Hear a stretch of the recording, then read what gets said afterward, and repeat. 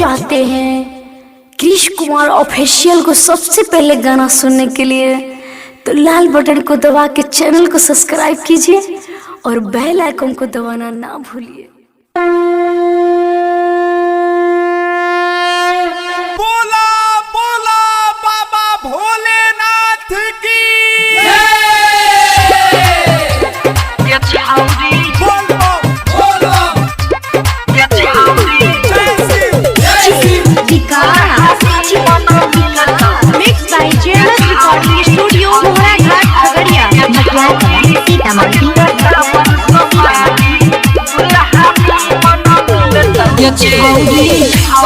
सावन समाधि दुल्हनी मन मिलतौगे ये छौरी कड़िले सावन समाधि दुल्हनी मन मिलतौगे दुल्हनी मन मिलतौगे दुल्हनी मन मिलतौगे त जइबे जहिया ससुरारी जोड़ी तोहर खिलतौगे ये छौरी कड़िले सावन समारी दुल्हनी मन मिलतौगे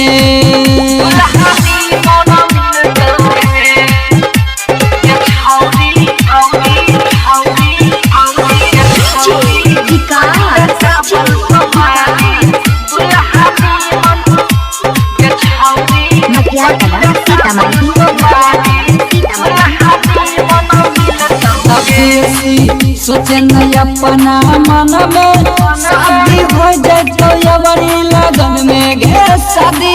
हो जाए तो ये बड़ी लगन में छौरी कभी सोचे नहीं अपना मन में शादी हो जाए तो ये बड़ी लगन में गे शादी हो जाए तो ये बड़ी लगन में के अपना सुतबे बलंगा खूबे हिलतौगे ये छौरी कड़िले सावन समाधि दुल्हनी मन मिलतौगे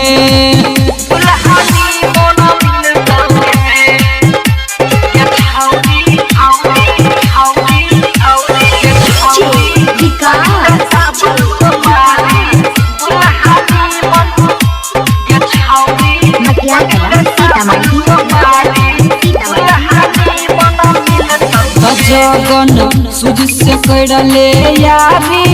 मिले तो तोरा ससुरारी गे मिले आई तो तोरा ससुरारी छौरी जगन सूझ से करले यारी मिले तो तोरा ससुरारी गे मिले आई तो तोरा ससुरारी प्यारे लेके रसगुल्ला रस में गायर के गिलतौगे ये छौरी कड़िले सावन समारी दुल्हनी मन मिलतौगे दुल्हनी मन मिलतौगे हाँ दुल्हनी मन मिलतौगे तो जइबे जहिया ससुरारी जोड़ी तोहर खिलतौगे ये छौरी कड़िले सावन समारी दुल्हनी मन मिलतौगे। चाहते हैं